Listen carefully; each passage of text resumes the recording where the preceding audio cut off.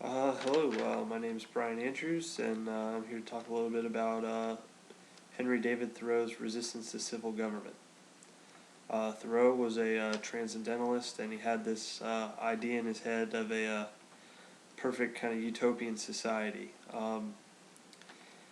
Basically, his way of achieving that was civil disobedience to the government in order to make the government reform, in order to respect its citizens a little better.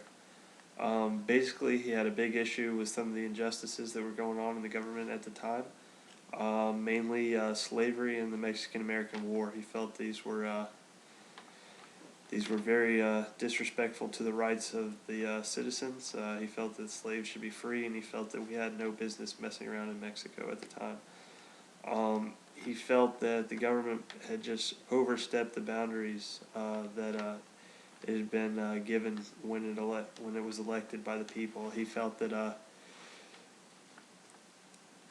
basically, when you're elected, you have certain powers that the people grant you, and he felt that they had taken a little more power for themselves and kind of gone out and done what they wanted. He thought that the way to rein in some of this big government was civil disobedience, and he had a couple ways that he thought the people should go about this. Um, Mainly, the first one was he wanted you to speak out against the government. He wanted the citizens to make their voices heard. He uh, he said in his essay, he said a minority is powerless while it conforms to the majority. So basically, what he's saying is, voting doesn't really do a whole lot because you think that's voicing your opinion, but if you lose, it's basically saying, all right, we give up. You can do whatever you want. So he felt that more than just voting, they needed to be out and make their voices heard because if they're just if they're just conforming to the majority, then they weren't getting anything done. So you know, protests, stuff like that, were a good way of getting your voice out and making the government hear you. Hopefully, getting them to cut back some of the injustices, and respect the individuals a little more. Uh, Another way he thought they should go about this was he personally did this a lot was not pay taxes. Um, Taxes, is a way for the government to fund all of its uh, all of its expenditures, and he felt that paying taxes, he was funding all these injustices that the government was committing at the time. He felt that not paying taxes was a good way to make the government cut back, because if the government couldn't fund the war, then no more Americans would die because they'd have to bring them all home if they couldn't afford for them to keep fighting. So he thought that if everybody did that, then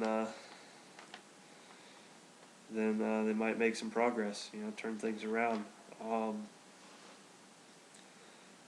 and the last thing that he really wanted them to do was really just drop out of society. Don't let the government have all this power over you. Um, if if you don't pay attention to the government, then it really doesn't have any power over you. So, and another thing is he felt that basically, uh, if he dropped out of society, he had no relationship to all these injustices the government was committing, and by paying taxes, it's another way he kind of cleared his conscience of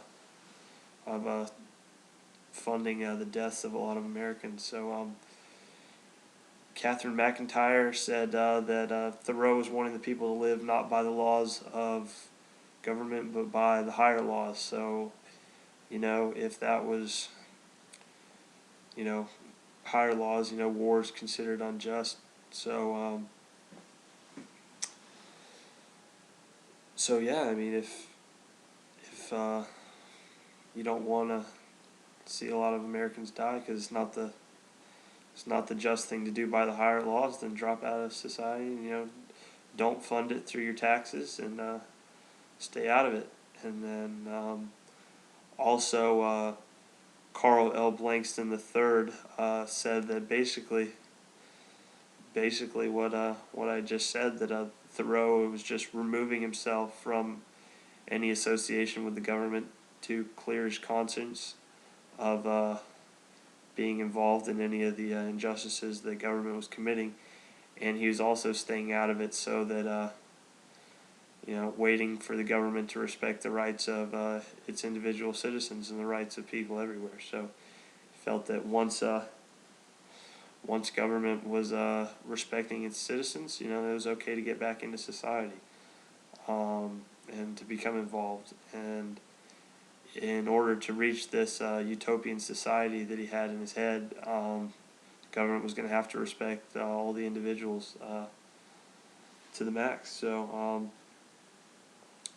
once government, kind of stepped back from all these injustices and kind of said, hey, we gotta start respecting what the people want and not going out and doing what we want, then a lot of good could be done, and maybe that perfect society could be achieved. But I don't think it's happened yet, so maybe we'll get there one day. Who knows? So.